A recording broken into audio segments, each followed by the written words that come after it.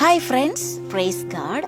ഒരു തുരുമ്പിച്ച മൊട്ടുസൂചി 2 ദിവസം കാന്തത്തോട് ചേർത്ത് വെച്ചാൽ 3-ാം ദിവസം മൊട്ടുസൂചിക്ക് കാന്തത്തിന്റെ ശക്തി കിട്ടും.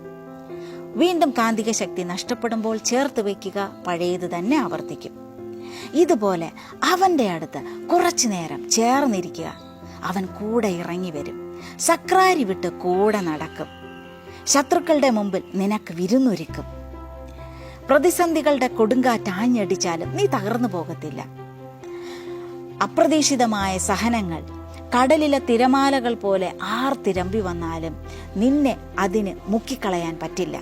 കാരണം അവൻ്റെ അടുത്ത് നീ ഇരിക്കുന്നത് കൊണ്ട് അവൻ കവചമായും പരിചയായും കോട്ടയായും നിന്നെ ചേർത്ത് പിടിക്കും. അതൊരു കുഞ്ഞ് എക്സാമ്പിളിലൂടെ സിസ്റ്റർ കാണിച്ചു തരാം. ഓക്കെ, ബലൂണ് നമ്മുടെ ജീവിതമാണ്. അതിൽ എൻ്റെ പഠനം, എൻ്റെ കഴിവുകൾ, എൻ്റെ കുടുംബം, എൻ്റെ സമ്പത്ത്, എൻ്റെ ആസ്തി ഇതെല്ലാം വെച്ച് ഞാൻ വലുതാക്കും തോറും മറ്റുള്ളവരുടെ കണ്ണിൽ പ്രിയപ്പെട്ടതായി മാറും. ഓക്കെ, പ്രിയപ്പെട്ടതായി മാറും. അവർ ചേർത്ത് പിടിക്കാൻ ആഗ്രഹിക്കും. പക്ഷെ സഹനങ്ങൾ ഏത് നിമിഷവും കടന്നു വരാം അല്ലേ? അത് കാണിക്കുന്നത് ഈ മുട്ടുപിന്നാണ്. ഇത് വെച്ച് ഞാനിപ്പോൾ കുത്തു കൊടുത്തപ്പോൾ അതിൻ്റെ ഐഡൻറ്റിറ്റി നഷ്ടപ്പെട്ടു. ഇനി കൂടിപ്പോയാൽ ഇതിനെ റബ്ബിഷ് ബോക്സിൽ ഇടാനേ പറ്റത്തുള്ളൂ. ഓക്കെ, എന്നാൽ മറ്റൊരു വ്യക്തി സങ്കീർത്തനം 3:3 പ്രാർത്ഥിക്കുന്ന ആളാണ്. കർത്താവേ, അങ്ങാണ് എൻ്റെ രക്ഷാകവചവും എൻ്റെ മഹത്വവും, എൻ്റെ ശിരസ് ഉയർത്തി നിർത്തുന്നതും അവിടെ നിന്നാണ്. ഇതാണ് അവൻ്റെ പ്രാർത്ഥന. ഓക്കെ, ദൈവത്തെ ചേർത്ത് പിടിച്ച് കൂടെ നടക്കുന്ന മനുഷ്യൻ. അതിന് കാണിക്കുന്നത് ഇതാണ് കവചം, കോട്ട. അപ്പോൾ ഇവൻ എന്ത് കാര്യം ചെയ്താലും ഇവൻ പ്രാർത്ഥിക്കുന്നത്, കർത്താവേ, കവചവും പരിചയം ധരിച്ച് എന്നെ സഹായിക്കണമേ. ഇവനും പഴയതുപോലെ വളർന്നു.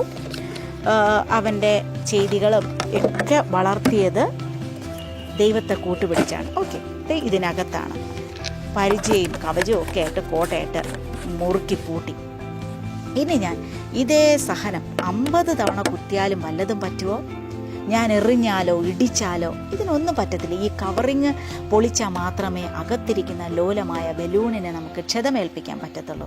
എൻ്റെ പ്രിയപ്പെട്ടവരെ, ഇങ്ങനെ ഒരു കോട്ട കെട്ടണമെങ്കിൽ അവൻ വേണം. അവൻ്റെ അടുത്ത് നമ്മൾ ചേർന്നിരിക്കണം. അവൻ്റെ കണ്ണിൽ നോക്കിയിരിക്കുമ്പോഴുണ്ടല്ലോ നമ്മുടെ കഥയ്ക്ക് അവനൊരു ട്വിസ്റ്റ് കൊണ്ടുവരും. നമ്മുടെ തിരക്കഥ മാറ്റി എഴുതും. അങ്ങനെ തിരക്കഥ മാറ്റി എഴുതിയ ആൾക്കാർ നമ്മുടെ ബൈബിളിലുണ്ട്. പഴയ നിയമത്തിലെ ജോഷുവയെ നോക്കിക്കേ. ജോഷുവ എന്തുകൊണ്ട് അവനെ തിരഞ്ഞെടുത്തത്? അവൻ ദൈവത്തിൻ്റെ കൂടാരത്തിൽ നിന്ന് ലാസ്റ്റാ പോയിക്കൊണ്ടിരുന്നത്. അവനെ കർത്താവ് കണ്ണുവെച്ച് സ്വന്തമാക്കി. ഇനി സാമുവേൽ വാഗ്ദാന പേടകത്തിൻ്റെ അടുത്ത് കിടന്നുറങ്ങി അവനെ പേര് വിളിച്ച് ദൈവം സംസാരിച്ചു, ന്യായാധിപനായി മാറി. മാർത്തയും മേരിയും ലാസറിൻ്റെ ഉയർപ്പ് കണ്ടില്ലേ? പാദത്തിൻ്റെ അടുത്തിരുന്ന് ദൈവത്തിൻ്റെ വചനം ശ്രദ്ധയോടെ കേട്ടവരാ. മദ്ലേന മറിയം അതിരാവിലെ സുഗന്ധക്കൂട്ടുമായിട്ട് കല്ലറയിലേക്ക് ഓടിപ്പോയി. അവളാണ് ആദ്യമായിട്ട് ഉത്ഥിതനായ ക്രിസ്തുവിനെ കണ്ടത്.